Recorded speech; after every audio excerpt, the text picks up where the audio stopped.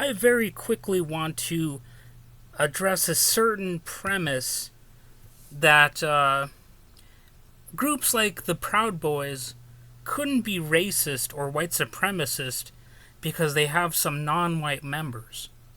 Alright? Now, that's actually fairly easy to debunk. That's that sort of claim.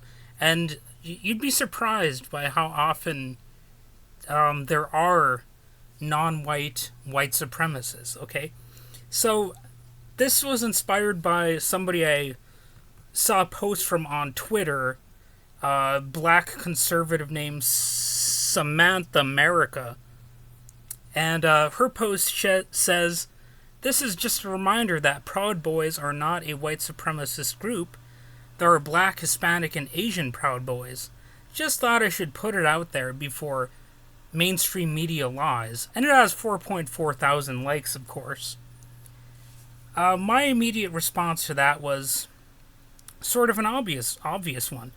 There were actually Jewish Nazis.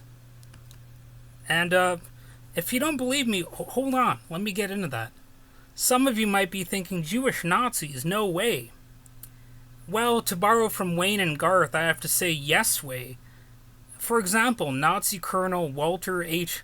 Hollander was apparently half Jewish. Hans Eppinger performed medical experiments on concentration camp prisoners, and he was Jewish. Emil Maurice, Hitler's chauffeur, had a Jewish great-grandfather. Nazi Field Marshal Erhard Milch, if I pronounce that wrong, I apologize, but whatever, the dude was a Nazi in any case. But anyway, he had a Jewish father. Austrian Air Force commander Alexander Lohr had a Jewish mother. There's more. American neo-Nazi leader Frank Collin had Jewish origins and was ultimately imprisoned for child molestation. I just wanted to throw that little factoid in there.